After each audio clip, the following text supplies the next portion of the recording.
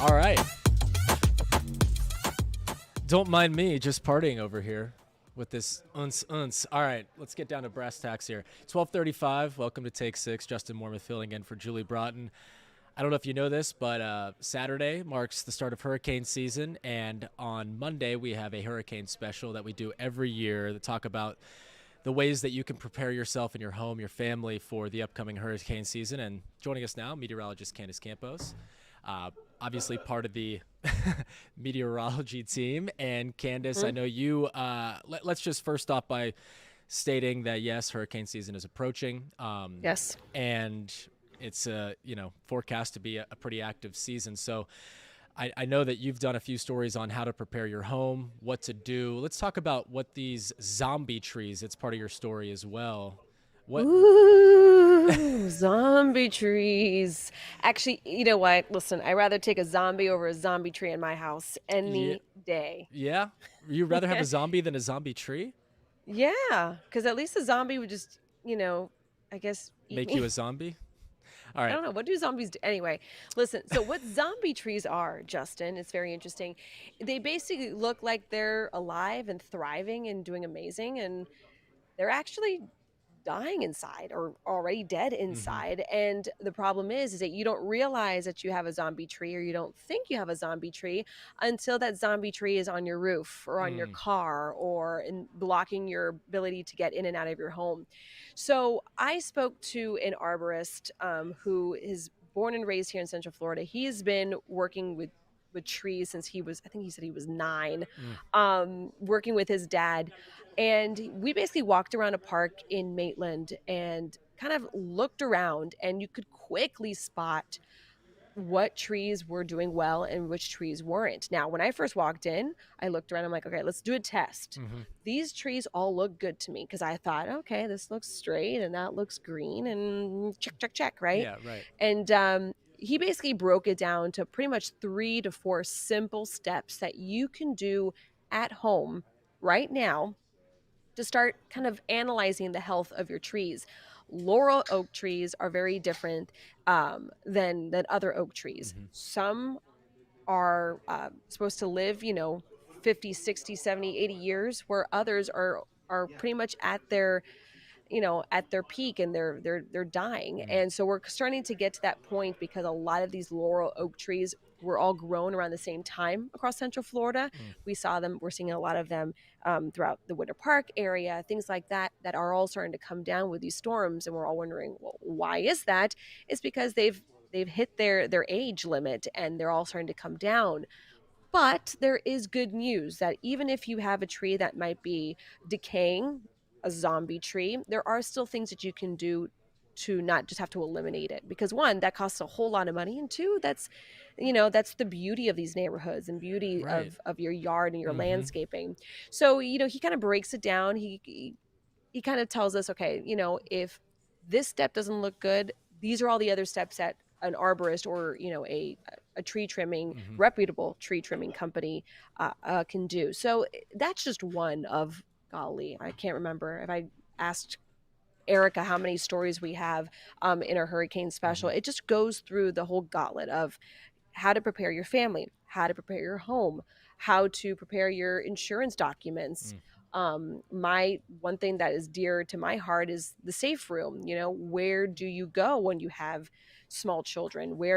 What kind of little headquarters can you make in your home? So if you need to run into a closet, a small bathroom, or whatever the case may be, that you're ready to ride out a storm in it for potentially hours. I did that when I was little back in 92 during Hurricane Andrew. If my parents didn't have that half bath, I don't know if I would be here Mm. today, to be honest with you.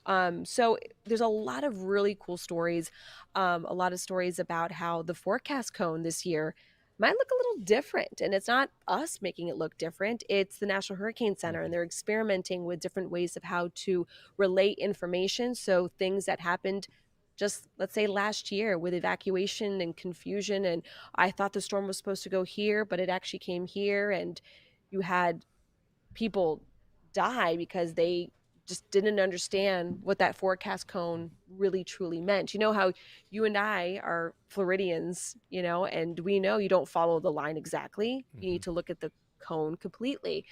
So there was a lot of misconceptions of hurricane season that we cover. And then we have also our after hours too at the end of the special that then bleeds into News 6 Plus and clickorlando.com, where the News 6 pinpoint weather team, the largest team in Central Florida, the largest weather team in Central Florida, we get to sit back, let our hair down a little bit, and get to just hang out and answer viewer questions, be able to all hang out together and talk without having the pressure of a hurricane approaching or severe weather that we're just Hmm. kind of handing off the baton to during severe weather coverage. So it's going to be a jam-packed hour of information you need.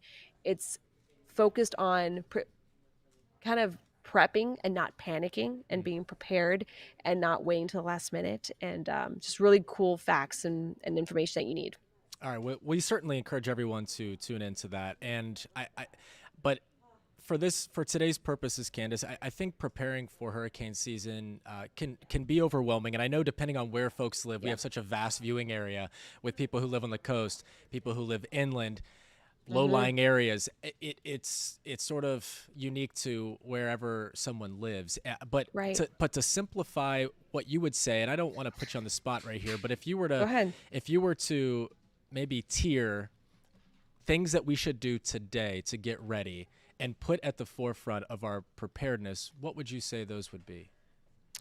First off, make sure your documents are in order, Mm. because the last thing you want is all of a sudden your roof is caved in, your windows have been blown out, a tree's fallen on your car, and making that phone call to the insurance company and going, "Oh, that wasn't covered." Hmm. You know what I mean? So those are the things that one need to get done sooner rather than later, because they do have certain time restraints. There's the flooding insurance, which is different than windstorm. There's a lot of those things that you should be able to kind of iron out ahead of time. The Mm. paperwork is just the annoying stuff. Sometimes you have to wait for someone to call you back. So those are the things I would say you can be doing that in January, but Right. you can do that now. Hmm. Um, and then just start looking around your house. Start thinking about what you really need. I know Candace, in our family, we do not need any more batteries. Right. We have enough batteries, but make sure that your flashlights that you have the correct batteries. Hmm. So there's those little things of kind of just almost taking an itinerary, because I'm talking to people not only who are new here, who Hmm. would say, okay, step one, what do I need to do? But also for folks who've been here for several hurricanes, because you get almost like, well, I have those batteries somewhere. Oh, Right. I have that NOAA radio somewhere. Hmm. Start inventorying and kind of Yep. looking at what you truly need. So that way, when we have these tax-free holidays, I know it's only 6-7%. When you start racking up everything, it Mm. does count. So that would be something that I would say to start doing your paperwork and get a good idea of what you need. Do you need to know where your evacuation route is? Is this the conversation you need to be having with your family? Maybe Hmm. you have elderly parents. Maybe starting a plan like, hey, listen, if there's a storm coming, we want you to come to X house, Hmm. or this is the shelter you need to go to, or, Right. just kind of ironing out those plans. Because at the end of the day, you can always go and get canned foods and peanut butter and jelly Hmm. whenever. Sure. Um, but at the end of the day, it's kind of organizing your life so that way when the panic is starting to set in, you're already ready. Because Hmm. listen, at the end of the day, it's a nervous feeling when you're watching a storm and we're getting those updates every X Right. hours and this and that. So just having everything kind of organized so that way you know what to attack first, Mm. because it's different for everyone. Like you said, Yep. whether it's depending on the age of your home, Hmm. should you need shutters? Do you not need shutters? All those questions should be answered Hmm. well ahead of when we have a named storm and we're starting to hear a lot about it. That's when it really becomes overwhelming. So Exactly. I love the tips, Candace. I got tree trimmers coming next week, so I'm getting prepared. Good. You've got to be proud of me for that. So I am. I'm very much proud of you. all right. Well, while you're here, let's talk Tell me. about the hot forecast You want today. a forecast too? Yeah. An Well, interview is not enough. Now you need me to forecast something? well, Candace, Kidding. as someone who's not a meteorologist, I feel like Yeah. I don't. I'd rather you do it. Okay. Take us through Okay. it. I know I know a lot of viewers would like to hear the 7 day from you, to be honest with you, J-Dub. Doubtful. In the next 7 days, listen, we're talking about temperatures still in the 90s, but there's the cool word is in the forecast, and it's all relative, right? So we're talking about temperatures actually cooling down back to normal. And now you'd say, well, Candace, that would mean rain has to be here. Then it must mean that it's going to be rainy and cloudy.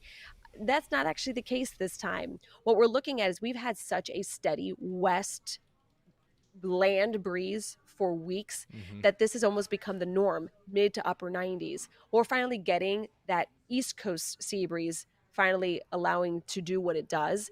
And that's going to be pushing in a little more significantly and a little earlier starting Saturday and Sunday. So, although the East Coast sea breeze is coming, it doesn't have any moisture to actually bring rain, but it will at least kind of cap those highs back to where they should before this time of the year. So, Saturday and Sunday, you're not having to dodge a lot of rain, but you're also not having to deal with record heat. If you ask me, that's a win-win for the first weekend of June. Yeah, I agree. I agree. Well, Candace, grab a nap. I'll see you Yeah, tomorrow. I I'm appreciate the going time. Appreciate that. anytime.